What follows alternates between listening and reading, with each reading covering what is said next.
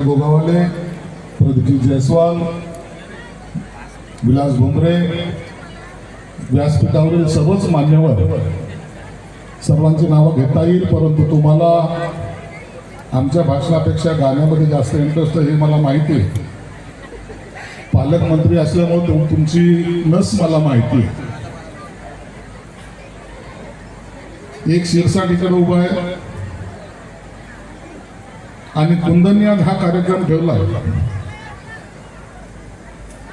भरत शेठची rally मध्ये जीपमध्ये उघड्या जीपमध्ये काढली ना.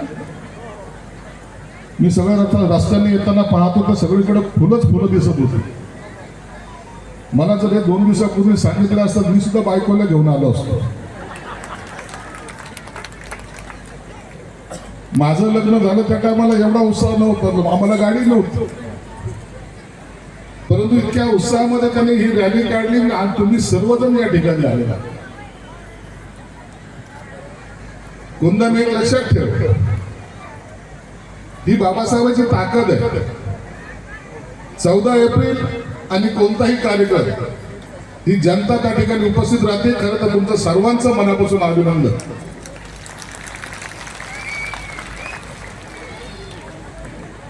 आम्ही आमच्यातर्फे प्रयत्न करत असतो, काही काम करत असतो. भरत शेठ तर रायगडून आला. भरत शेठची आमची मैत्री अनेक वर्षांची. दोघंही मंत्री झालो. भरत शेठ एकदा माझ्याकडे आले, मला सांगितले की शिरसाट साहेब आपल्याला, तो शिरसाट साहेब काय संजय म्हणतो मला, साहेब म्हणत. मी त्याला काय म्हणत नव्हतं, त्यालाही म्हणतो भरत शेठ इकडे. माझ्याकडे एकदा आला, मला सांगितलं की आपल्याला महाडच्या 14 तळ्यासाठी आम्हाला निधी पाहिजे. म्हणलं किती पाहिजे? मला किती देऊ शकता? म्हणलं तू सांग तेवढा दे. त्यांनी आणलं 10-20 कोटीचा प्रपोजल.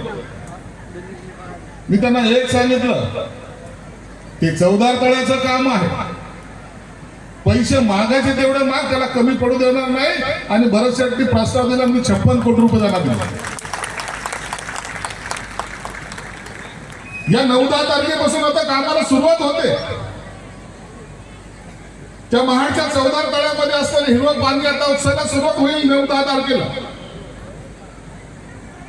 एक चांगलं काम ते यासाठी आपण करतो की का बाबासाहेबांनी आपल्याला गुलामगिरीतून मुक्त केलं. त्यांच्या कामामध्ये कुठे हैदर होता कामा नाही, म्हणून हा आमचा प्रयत्न आहे. मिलिंद कॉलेजला मी दिले 500 कोटी रुपये दिले. मी या सगळ्या गोष्टी ते या ठिकाणी सांगणार नाही, फक्त तुम्हाला एक विनंती करणार आहे, कारण की भाषण करायला गेलो तासभर बोलावं लागेल. मी तुम्हाला विनंती करणार आहे, बाबासाहेब आंबेडकर जयंती आपण अत्यंत उत्साहात आणि जल्लोषामध्ये साजरी करणार आहोत, त्याच्याबद्दल दुमतच नाही. परंतु शक्य झालं तर 13 तारखेला दादरच्या चौपाटीवर कुणाला जर शक्य झालं तर नक्की या. या वेळेला पहिल्यांदा दादर चौपाटीवर 2000 ड्रोन उडणार आहेत आणि त्याच्यातून बाबासाहेब आपल्याला दिसणार आहे. इतिहासामध्ये झाला नाही असा तो देखावा या दादरच्या चौपाटीला 13 तारखेला तुम्हाला संध्याकाळी 7 वाजता दिसणार आहे. नाही जाता आला तर टीव्हीच्या समोर तरी पहा.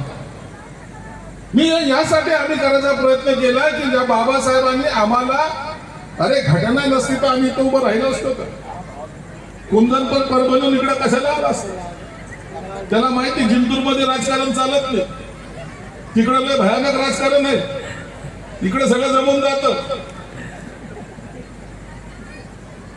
बोर्डीकर माझा मित्र आहे, मला माहिती तो कसा आहे. त्याची पोरगी आता राज्यमंत्री आमच्याकडे.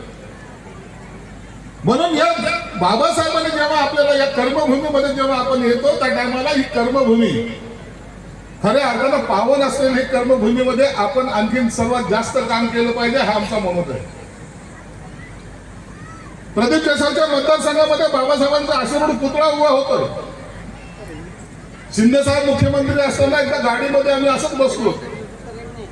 शिंदे साहेब पुढे होते, आम्ही दोघं जण मागं होतो. प्रदीप जयस्वाल साहेब काय रे प्रदीप साहेब, त्या भडकल गेटचा पुतळा लय छोटा आहे, मला चांगला पुतळा बनवायचा. मग काय पाहिजे तुला? मन साहेब पुतळ्यासाठी पैसे पाहिजे. अरे किती पाहिजे? मन साहेब 5 कोटी पाहिजे. चल दिले. ताबडतोब अधिकाऱ्याला फोन केला, सकाळी ऑर्डर त्याच्या हातात आली. या 14 एप्रिलला आपल्याला पुतळा दिसणार नाही, परंतु ज्या पद्धतीने आपण बसवतोय, मला वाटतं शहरातला सर्वात देखणा पुतळा पण त्या ठिकाणी तुम्हाला पाहायला मिळेल, एवढं मात्र निश्चित. हडकोमध्ये संभाजीराजे भोसलेंच्या पुतळ्याला 5 कोटी, केंद्रीय जवळ आम्ही राजमाता जिजाऊसाठी 5 कोटी रुपये दिले. हे सर्व पैसे देताना आम्ही कधी कुचराई करत नाही, कारण की त्या महापुरुषामुळेच आज आम्ही या समाजामध्ये उभा आहोत. मी तुम्हाला एकच विनंती करायला या ठिकाणी आहे, मे महिन्यामध्ये जेव्हा आम्ही 14 तळ्याच्या कार्यक्रमाला होतो त्या टायमाला मी मुख्यमंत्री साहेबांना एक विनंती केली होती.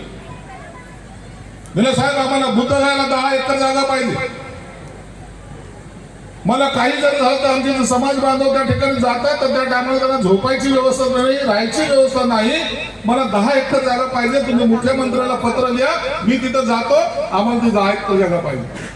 मला सांगायला आनंद वाटेल की गेल्या आठवड्यामध्ये त्यांनी ते पत्र दिलं आणि मी आता पुढच्या आठवड्यामध्ये बिहारच्या मुख्यमंत्र्याला जाऊन भेटून ती जागा आपल्याकडे घेणार आहे. आणि म्हणून त्याचा पुढचे एक पाऊल मी उचललेलं आहे. तुम्हा सर्वांना सांगतो, बुद्धगयाला कोणाकोणाला जायचंय? मे महिन्यामध्ये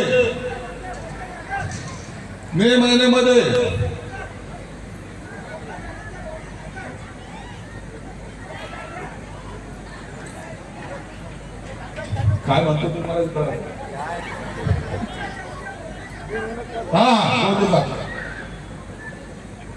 मे महिन्यामध्ये तुम्हाला सर्वांना एक आमंत्रण आहे माझ्याकडून.